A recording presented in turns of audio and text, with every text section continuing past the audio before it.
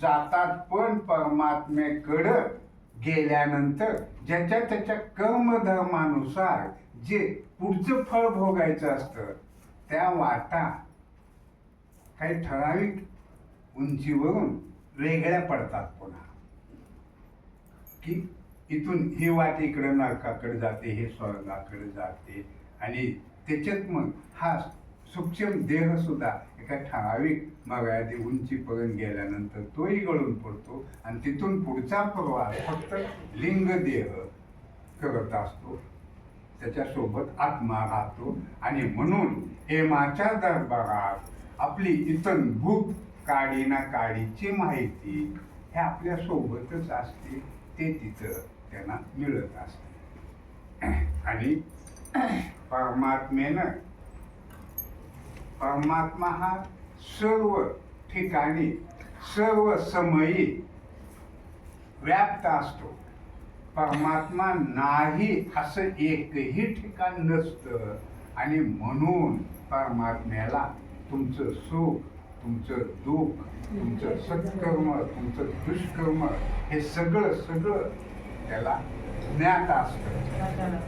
जगात तो व्यापून राहिलेला असल्यामुळं त्याला प्रत्येक जीवाचं कर्म कळून चुकत असतं. आणि म्हणून परमात्म्यापासून कुठलीही गोष्ट ही लपून राहत नाही. आणि परमात्मा दयाळू असतो, म्हणून आपण जसं इथं एकमेकाला धोका द्यायला बघतो ना, लबाड्या लांड्या करतो, टोप्या घालायला बघतो, ते तिथं जमत नाही. आणि करू नये का, त्याच्यापाशी जर आपण दयाक्षमाची याचना केली तर तो इतका दयाळू असतो की तुम्ही पापी जरी असले तर तुमचं अनेक जन्माचं पाप सुद्धा तो नष्ट करून तुम्हाला सद्गती देत असतो. असा प्रकार आहे ह्या देहाचा, आणि तुमच्या पाप पुण्याच्या नोंदीचा प्रकार हा असा असतो. ज्वरा म्हणजेची शरीर, जेवी तंतू पट प्रकार, ते शरीर जाणवण्या सार, कुटस्थ सार घ्यावे. चिदाभासी नसती ज्वरा, साक्षीच्या ठाई कैचा थारा, भ्रांती सोडोनी सत्वरा, सुखरूप व्हावे.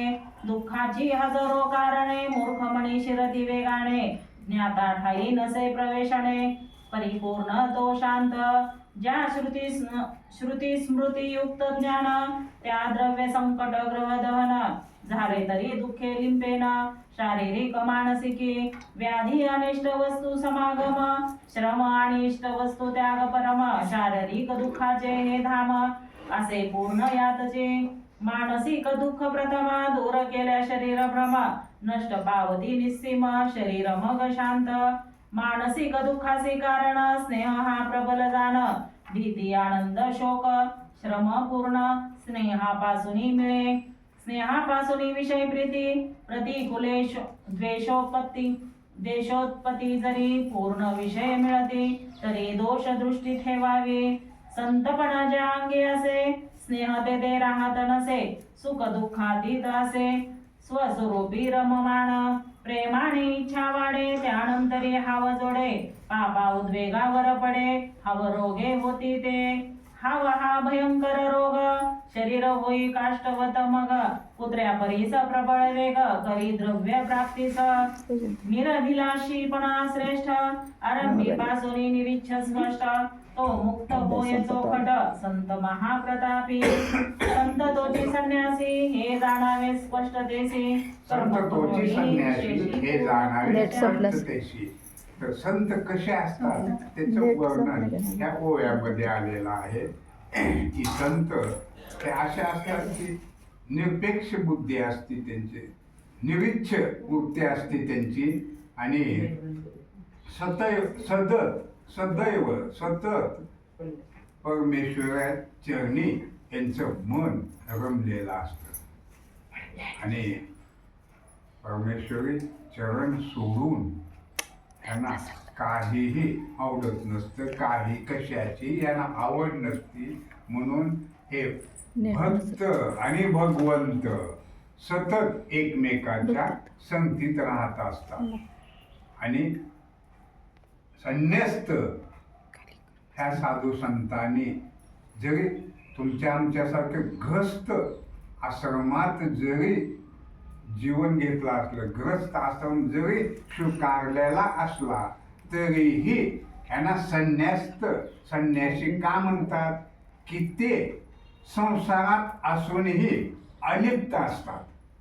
ह्या संसारी मोह मायाला ते कधीही बळी पडत नाहीत आणि सदैव त्यांना फक्त परमात्म्याची प्राप्तीची इच्छा असते. बाकी तुमच्या संसारी कुठल्याही चीज वस्तूमध्ये त्यांचं मन गुंतत नाही, कुठल्याही ह्याचा लोभ नसतो.